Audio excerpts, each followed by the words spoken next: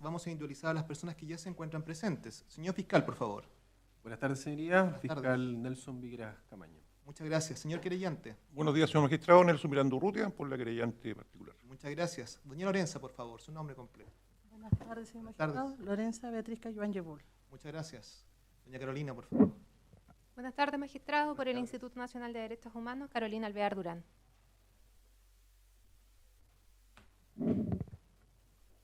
Defensor, buenas tardes.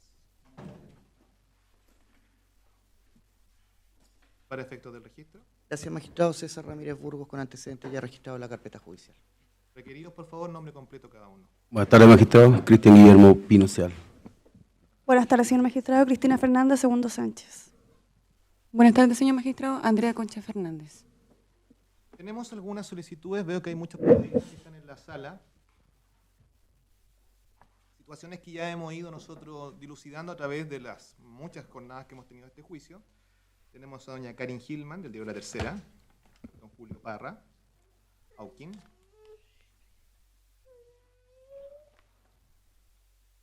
Eduardo Fortes, me parece que dice el diario El Sur, don Nelson Ojeda, Sasso, de TVN, y don Jorge era Cruz o Valencia, no le entiendo muy bien la letra de Canal 13.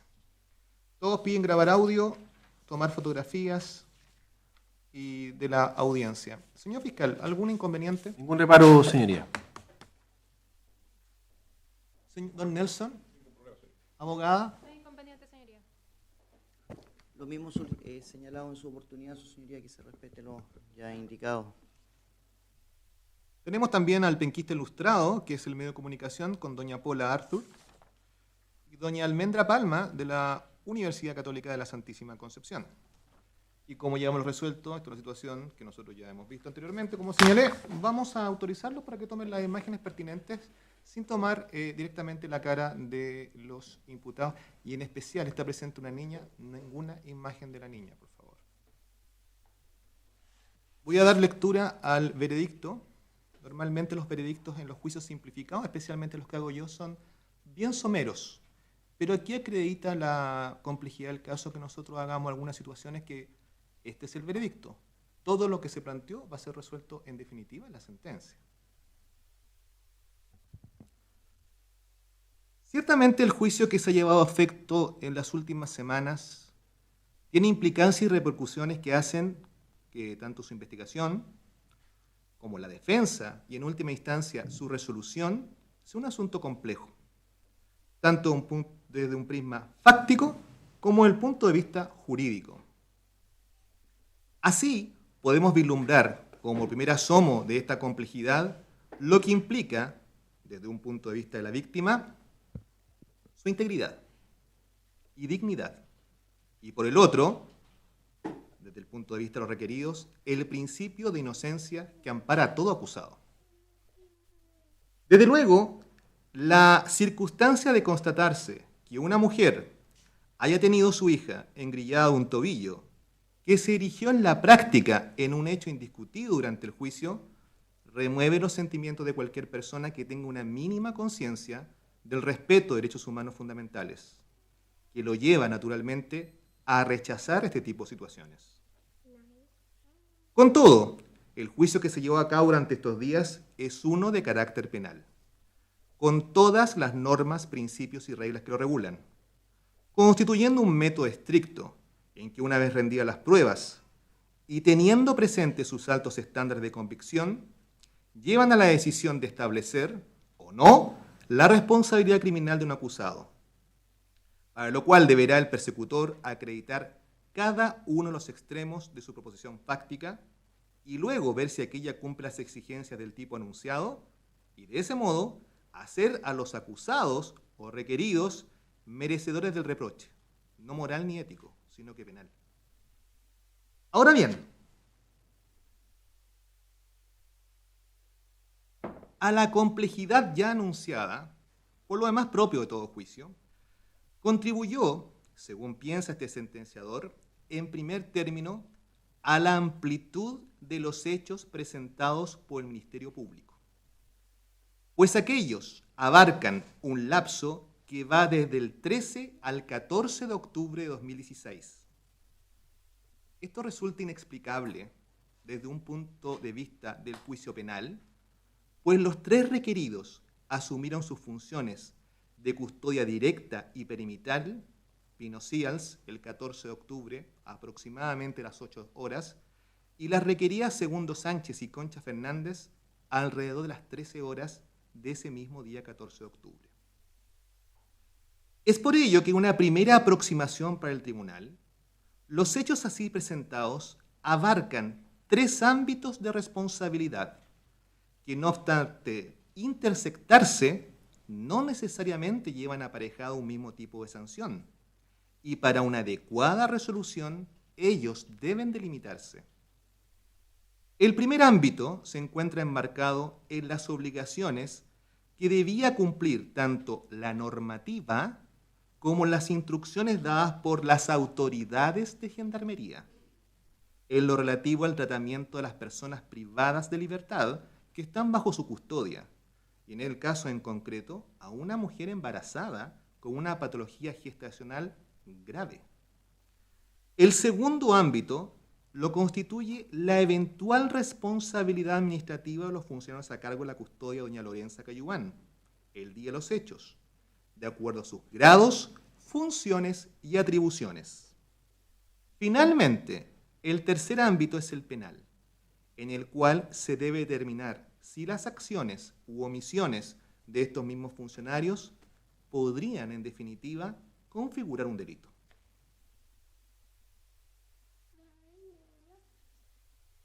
Se debe advertir desde ya que en lo referente a los dos primeros ámbitos, su resolución y eventual sanción no corresponde a este tribunal, por no ser de su competencia, pues para determinar este tipo de responsabilidades se cuenta no solo con procedimientos específicos, sino que además con las garantías incluidas en ese procedimiento para que los eventuales responsables realicen sus respectivas defensas y descargos.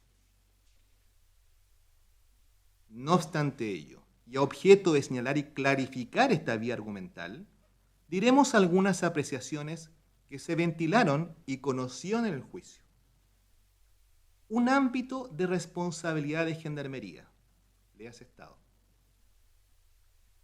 Como adelantábamos, no solo la circunstancia de incluir hechos anteriores a la participación de los requeridos en este juicio en el relato fáctico, incidieron en la invasión de este ámbito más amplio y que puede alcanzar al propio Estado, sino que también se desprende de las mismas alegaciones, tanto el fiscal como los dos creyentes.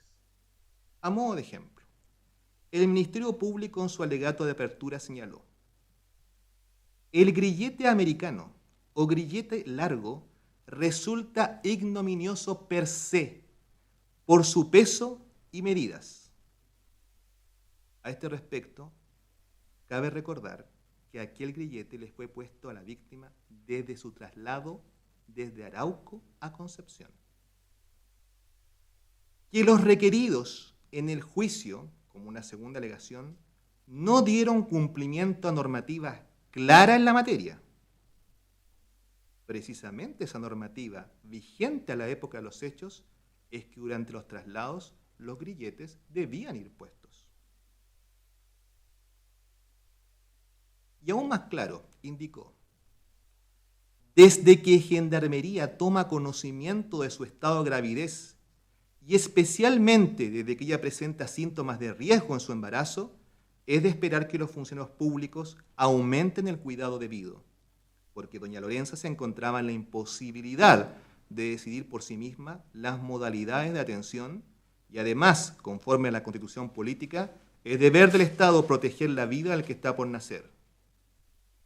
Con ello, implicando necesaria y directamente una decisión de autoridad, tanto en normativa como en instrucciones particulares.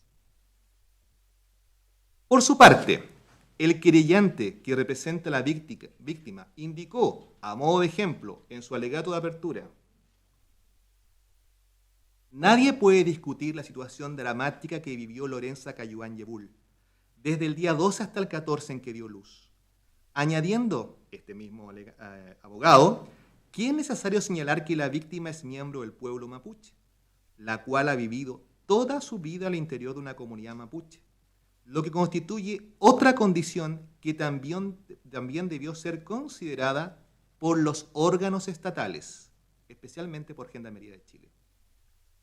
Pues ha sido el propio Estado de Chile el cual se ha obligado internacionalmente a respetar, promover y garantizar los derechos humanos de los pueblos indígenas. Recalcamos el hecho que señaló Estado de Chile y Gendarmería. Y a su turno, la querellante representante del Instituto Nacional de Derechos Humanos precisó el punto.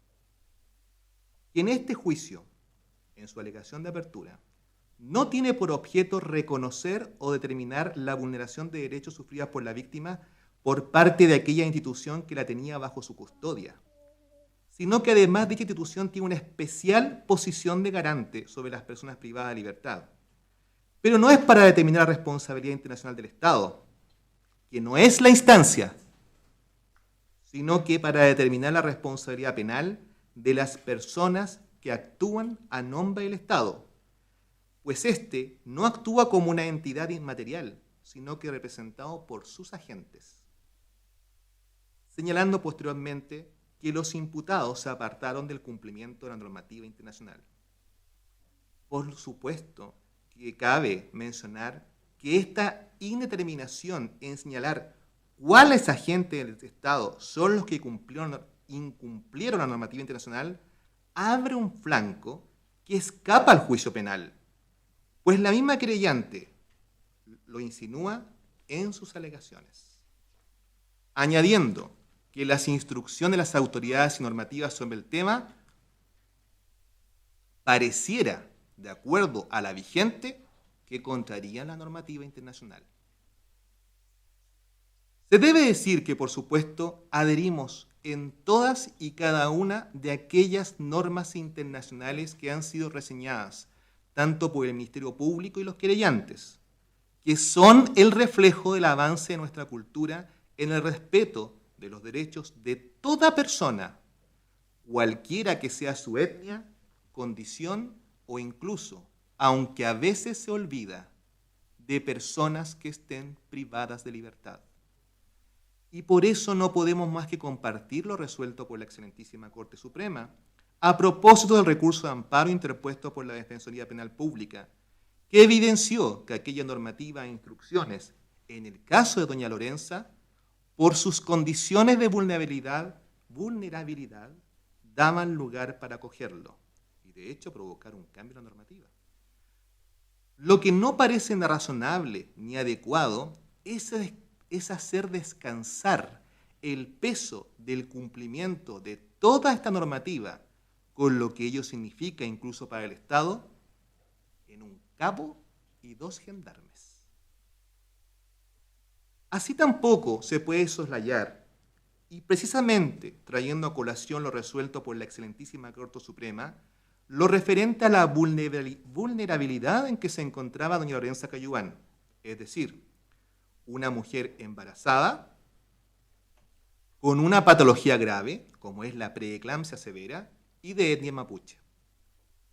De lo obrado en el juicio, dichas condiciones estaban en conocimiento de las autoridades de Gendarmería, como lo reconoció tanto el director regional de Gendarmería de esa época, don Cristian Alvear, y su jefe operativo, actual director regional, don Dieter Villarroel, el primero nombrado actual director nacional.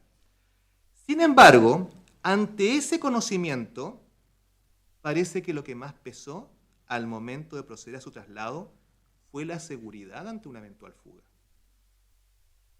Lo señalamos porque se indicó por dichas autoridades que el refuerzo en la custodia se originó en el hecho que la imputada, en palabras del director regional, forma parte de la causa mapuche, explicando la diferencia entre población penal de riesgo, conocido como PPR, y medidas adicionales tomadas para el traslado de una interna, añadiendo expresamente que al ser una interna que había cometido un delito dentro del contexto de lo que se denomina causa mapuche, se dispuso que un funcionario UCEP de coronel reforzara como un segundo anillo de seguridad esa comisión, añadiendo que esa medida se tomó por la operativa regional ante la posible concurrencia de personas externas que pudiesen llegar a la clínica u hospital.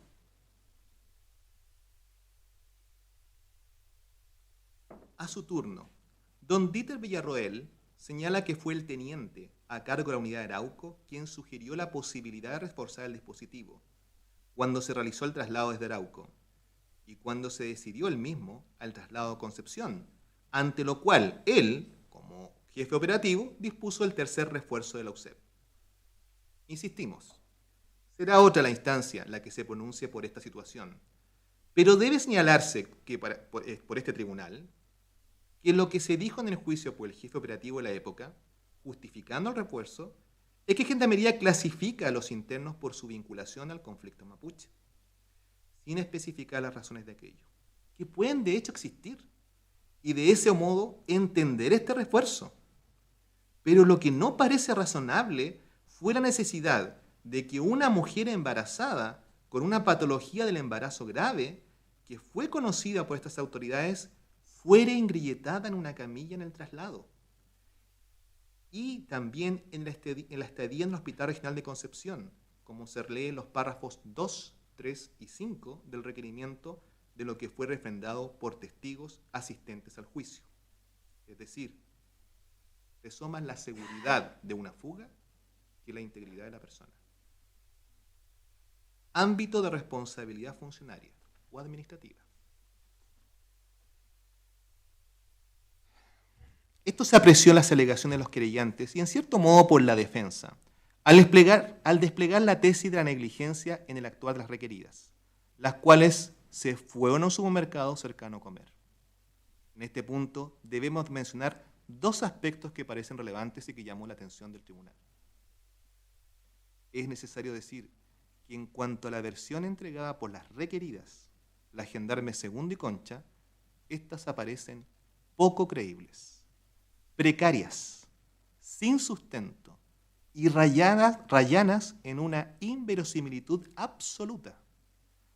De hecho, la defensa, al traer a colación los sumarios y también en sus contrainterrogatorios, solo ejemplifican cómo estas funcionarias intentaron de una manera burda escamotear sus eventuales responsabilidades desde el punto de vista de sus atribuciones y obligaciones. Efectivamente, no quedó duda en cuanto a su retiro de la clínica e ida a aquel establecimiento comercial, abandonando en los hechos la custodia directa de doña Lorenza Cayuán. Por su parte, el requerido Pino Sigal sobre este punto, pese a su obligación de custodia perimetral y su experiencia en cumplir su labor, no se percató, según su versión, de la ausencia de todas las funcionarias de guardia, no haciendo ningún reproche por esta circunstancia, pues supuestamente se habían ausentado sin decirle, ni tampoco desplegó alguna acción para ubicarlas. Resulta incluso curioso el hecho que los tres funcionarios requeridos fueran absolutamente demandantes y críticos respecto a sus superiores, al señalar, por ejemplo, que no se estampó por la mayor Arias la instrucción encargada por el director regional en la bitácora respectiva, porque no estaba a su disposición, porque ésta, según una versión, no había sido iniciada, o las excusas dadas a propósito de los canales de las respectivas radios que portaban los funcionarios, las cuales no podían utilizarse entre sí, porque unas provenían de la sección del Manzano y el otro de la UCEP de Coronel, dejando de esa manera una nebulosa en lo que puede esperarse de una coordinación entre dos anillos de seguridad, más aún tratándose de una custodia reforzada para una eventual fuga.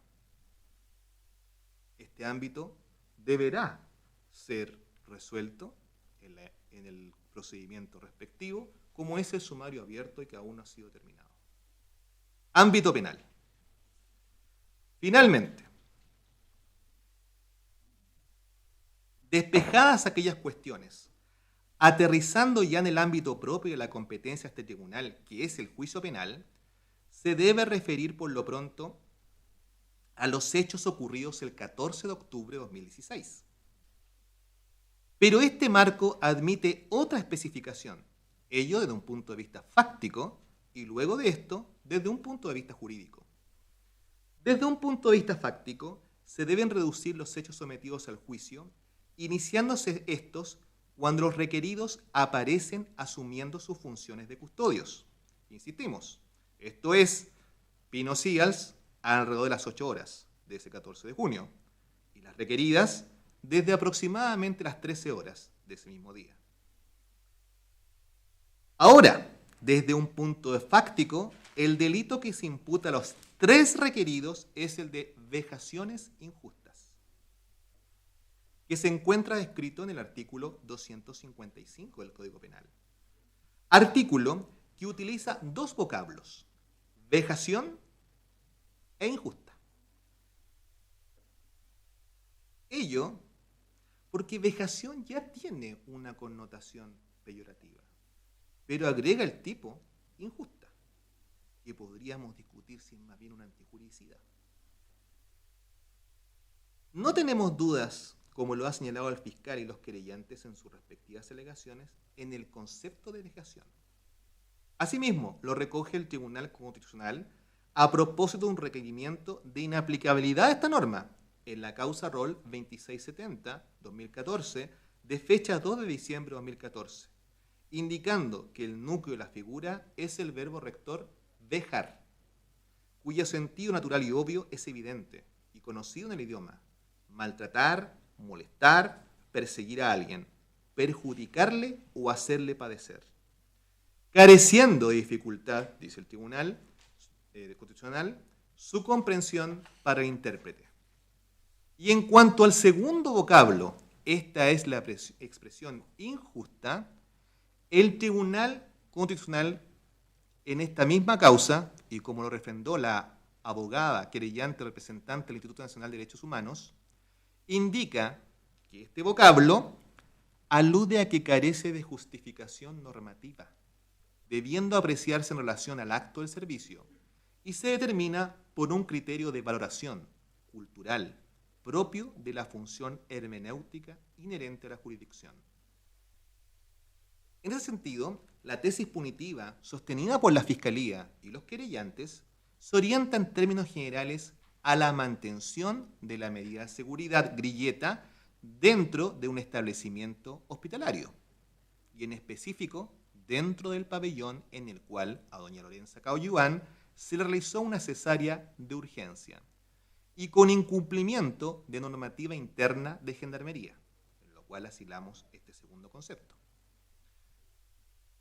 Por incumplimiento, como señalamos, de una petición verbal por entrar a un pabellón de un médico, o por incumplimiento de una orden directa de un superior en el sentido de retirar aquellas medidas de seguridad.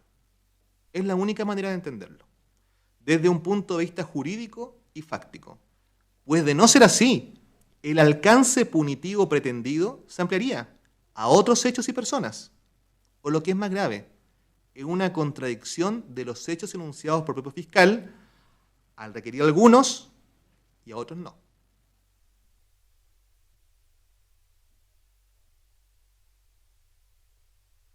Establecida ya esta primera aproximación, deviene a que este límite fáctico se concreta solo en los momentos en que doña Lorenza se mantuvo en la clínica de la mujer del sanatorio alemán, pues en ese recinto, en ese lugar, es donde el retiro podía concretarse por la petición del médico, dejando fuera todo lo que pudiera haber ocurrido en los traslados por los alcances ya señalados. La única posible excepción de esta limitación para los fines del conocimiento real que pudieron tener los requeridos sobre la inminencia de la intervención es lo mencionado en el párrafo 5 del requerimiento, y ello de acuerdo al planteamiento en especial de la construcción de comisión por omisión con dolo eventual por parte de las requeridas anunciado por el Ministerio Público. El espacio temporal al cual nos referimos comienza desde el ingreso de doña Lorenza Caoyuán a la clínica de la mujer, hasta que dio a luz a su hija. Esa es la proposición de los hechos del requerimiento desde los párrafos 7 a 10, lo que en la práctica duró aproximadamente 1 hora y media. Con el núcleo ya depurado, sobre el cual el tribunal debe pronunciarse respecto a la posible configuración del delito, debe establecerse si aquellos fueron suficientemente acreditados con la prueba de cargo. En cuanto a la hipótesis de requerimiento verbal de un médico para el retiro de las medidas de seguridad, en un primer momento, cuando la víctima ingresó a la sala de partos, que de acuerdo a la prueba testimonial se situó alrededor de las 15 horas, así lo señalan las matronas María Inés Herrera Flores y Ariana Murillo Arriaza, y la técnico en enfermería Díaz Flores, en aquella sala se pudo establecer que finalmente se soltó el grillete a la requerida a petición de una de las técnicos en enfermería, o TENS, como le señalaban acá en el tribunal. Específicamente Fernanda Díaz, a objeto de colocar las medidas antiembólicas. Grillete que habría sido soltado del tobillo por el requerido Pino Seals. Esto se corroboró por los testimonios de la propia técnico, que fue la que realizó la postura, Díaz Flores, y corroborado también por la víctima. Y en menor medida por la testigo María Inés Herrera, la cual, ante el contraexamen, fue cada vez más decayendo en su primera apreciación.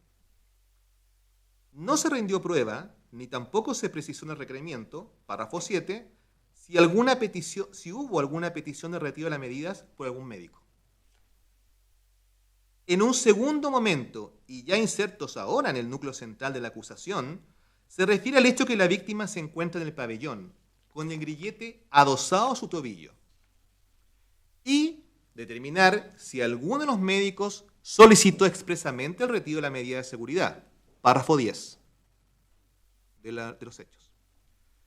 Se debe decir que esto no fue suficientemente probado por la Fiscalía, pues la persona que habría dado esa orden expresa fue la doctora Paula Vergara. Así lo señalan el doctor Igor Silva, el que expresó que fue esta profesional la que le pidió al gendarme que quitara el grillete, y en el mismo sentido la pabellonera Vanessa Palma, lo que fue ratificado por la propia doctora Vergara, que al ser interrogada sobre este punto indicó que cuando estaban listos para comenzar la intervención, preparando a la paciente, ella observa que todavía tiene la esposa puesta en el tobillo, por sobre el tobillo, y señala la expresión. ¿Y esto no se puede sacar? Precisando después que aquello ocurrió en el pasillo. Precisando en una segunda oportunidad que ella la había consultado con esta expresión a la enfermera de pabellón, de nombre Susana, en presencia de un gendarme, si se podían retirar los grilletes, aclarando finalmente que más bien fue una pregunta al aire. Porque estaba Susana frente a ella, el doctor Silva a un lado y el gendarme al otro.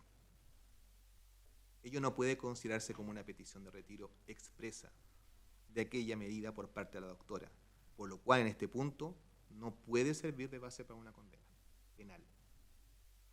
Debemos detenernos a este punto para indicar que llamó la atención del tribunal que los testigos pertenecientes a la clínica, tanto médicos, matronas o técnicos en enfermería, fueron en algunos casos difusos en sus declaraciones, dando preeminencia a la urgencia o emergencia que conllevaba la intervención médica, y especificando en sus declaraciones que cada uno se preocupaba de su labor.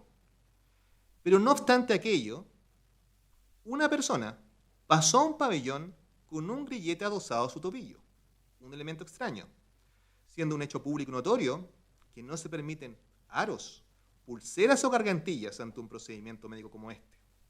Es más, la expresión de la doctora Vergara parece más de sorpresa que una petición de retiro. Y también llama la atención lo estricto que se señaló el protocolo respecto a las medidas que se toman para que las personas llegadas a una línea roja en el pasillo no puedan traspasarla sin una indumentaria adecuada, porque no se reparó, a pesar de aquello, en este elemento metálico de grandes dimensiones. Aún así, la situación en que se encontraba la señora Lorenza apresuró el procedimiento, como lo señaló una de las testigos, al punto que ni siquiera se pasó al preoperatorio, para finalmente lograr el resultado exitoso de la intervención por una decisión médica adecuada y oportuna en cuanto a comenzar con la intervención.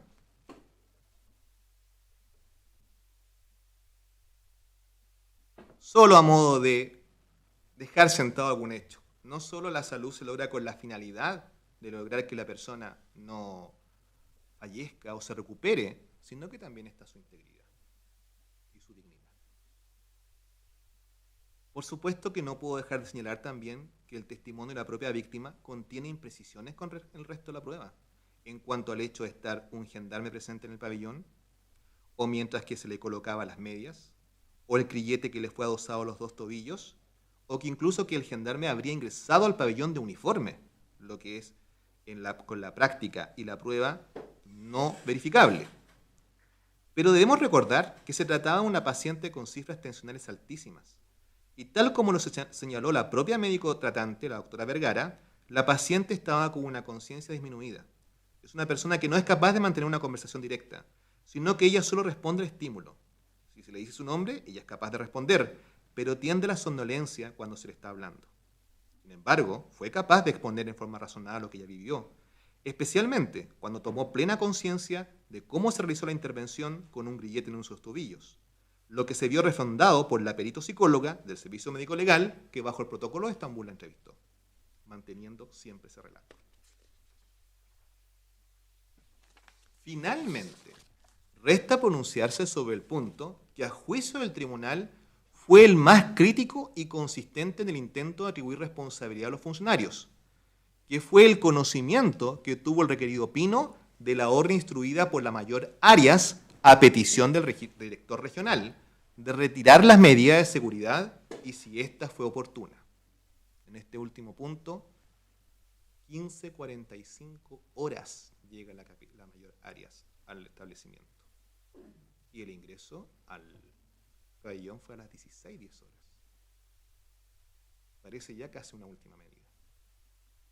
En primer término, debemos indicar que no resulta aceptable que la Fiscalía pretenda cambiar en su alegación lo referido a la hora en que dicha oficial se constituyó en la clínica de la mujer, pues su proposición fáctica señala que la mayor llegó a dicho establecimiento a las 15:45 horas aproximadamente. El indicar que ahora que aquello ocurrió a las 14:58, por el video exhibido durante el juicio, no se condice con el resto de la prueba, y aún con la propia declaración de los involucrados en aquella cadena de mando, especialmente por la mayor Arias. Y no resulta aceptable porque estos eventos se sucedieron en un lapso muy limitado, especialmente cuando se habla de la oportunidad de dicha orden. La defensa en este punto introdujo una duda razonable al respecto. De los testimonios de los testigos, especialmente la doctora Vergara, que señaló que el gendarme había dicho al volver, cuando se le pidió retirar las llaves y señalar que no las tenía, precisando después que cuando llegó de nuevo, indicó que no, que las tenían sus colegas. Vanessa Palma, en el mismo sentido, lo corrobora, al indicar que una compañera, Carolina Leighton, le señaló que el gendarme había indicado que no tenía las llaves, sino que la tenían sus compañeras. Esto se adecuaría a lo propuesto por los propios persecutores en el párrafo 10 del requerimiento. Pero ello nos lleva a otra problemática jurídica, ver si el delito se cometió con dolo eventual. Y en el caso de las requeridas, una comisión por omisión con dolo eventual.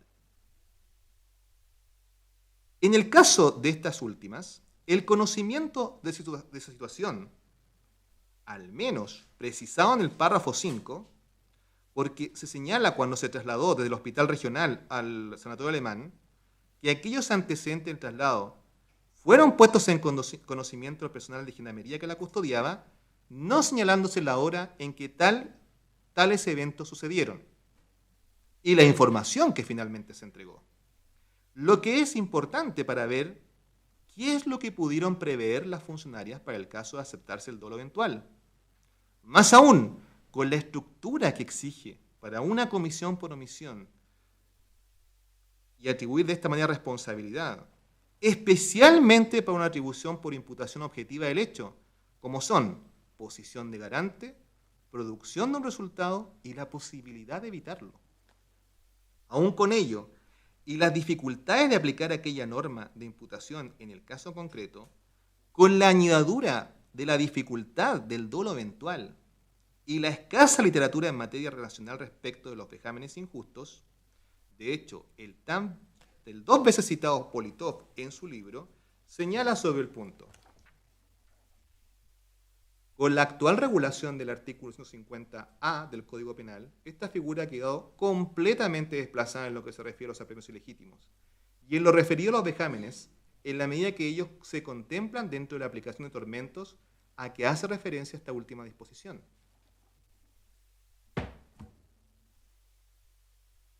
Por lo que debemos ampararnos en la construcción de este delito, en lo que incluso señala el derecho comparado, traído por la defensa en cuanto a lo que ocurre en Argentina, en que solo se habla de vejámenes, ni siquiera se agrega el injusto, o sea, menor exigencia.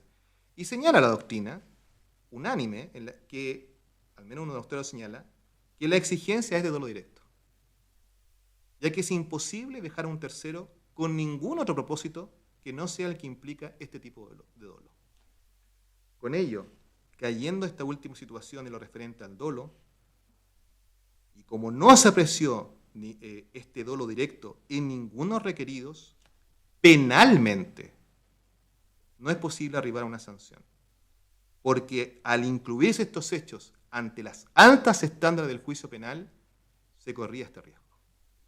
Y no ha logrado ser probada esta circunstancia, por lo que no le queda otra al tribunal que desde el punto de vista penal emitir un veredicto absolutorio. Señor fiscal, ¿algo más? No, señoría. Defensores, No, señoría. creyentes. No, señoría.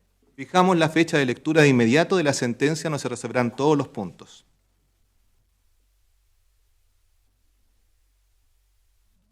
...26 de mayo, que es cada día domingo, 14:30 horas.